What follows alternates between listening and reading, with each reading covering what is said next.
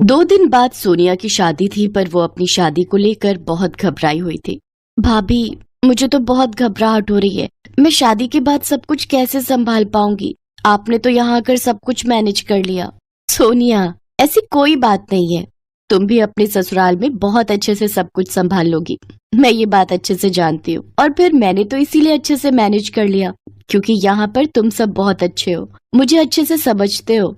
सबने मुझे बहुत सपोर्ट किया, और जहाँ तक मैं जानती हूँ तुम्हारे ससुराल में सब अच्छे ही होंगे, और आलोक जी का नेचर तो बहुत अच्छा है। तुम भी सबके दिलों में अपने लिए जगह जरूर बना लोगी। थैंक यू भाभी, थैंक यू सो मच। मेरी गुड़िया रानी कितनी जल्दी बड़ी हो गई, जैसे कल की ही बात हो। आंगन में इधर उधर खेलती दौड़ती भागती हुई, कभी इधर छुप जाती थी, कभी उधर छुप जाती थी। मेरी बच्ची कब बड़ी हो गई पता ही नहीं चला। कल मेरी बच्ची अपने ससुराल चली जाएगी। माँ, आपके आंसू निकले तो फिर मुझे भी रोना आ जाएगा। अरे मेरी बिटिया, ये खुशी के आंसू हैं, मैं रो थोड़ी रही हूँ। देख, बिल्कुल भी नहीं रो रही। मेरी प्यारी ननद, अब तुम समय पर सो जाओ। सारे रिश्तेदार भी सो चुके हैं। एक काम करो, तुम मेरे साथ ही सो जाओ। कल सुबह पंडित जी जल्दी आ जाएंगे। तुम्हारी हल्दी और चूड़े की रस्म भी होनी है। हाँ सोनिया, तुम भाभी के साथ ही सो जाओ।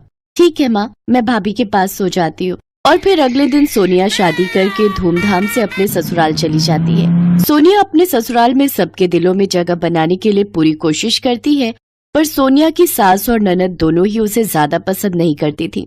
अगले दिन ही उसकी ननद दरवाजा बजा देती है। सोनिया भाभी, जल्दी से उठ जाओ, माँ बुला रही है, पूजा का समय हो रहा है। अभी तो सुबह के 5 ही बजे हैं, इतनी जल्दी? रुको, मैं मेघा को बोल देता हूँ। नहीं नहीं, रहने दो आलोक, अच्छा नहीं लगता ऐसे मना करना। मैं उठी जाती हूँ। सोनिया दरवाजा खोलती है। मेघा, मैं नहा धोकर तैयार होकर नीचे आती हूँ। ठीक है, जल्दी आना, माँ को पूजा में देरी पसंद नहीं है। सोनिया नहा धोकर तैयार होती है और फटाफट से पूजा में पहुँचती है।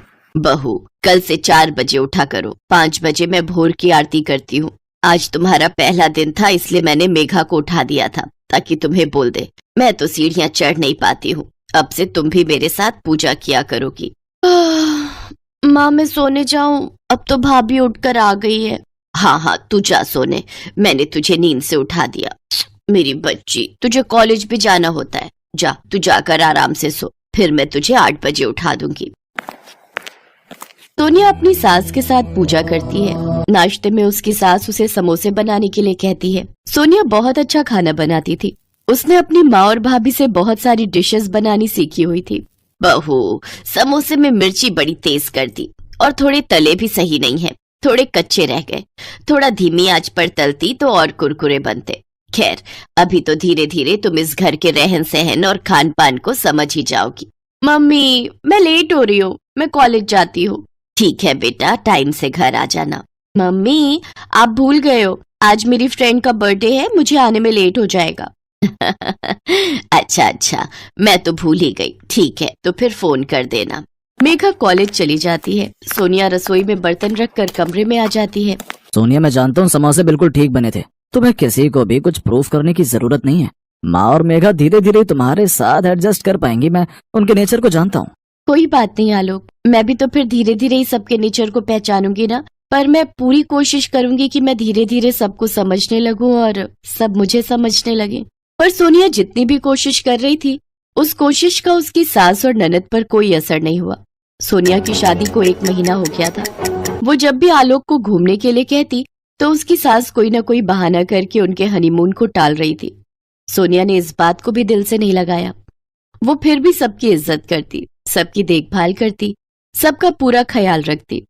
जो भी गुण अच्छी बहू में होने चाहिए, वो सब सोनिया में पूरी तरह से थे। वो अपने आप को एक अच्छी बहू साबित करने की कोशिश में लगी हुई थी। पर एक दिन तो हद ही हो गई। सोनिया पड़ोस में रहने वाले एक लड़के से बातें कर रही थी। बातों ही बातों में सोनिया थोड़ी हंस पड़ी।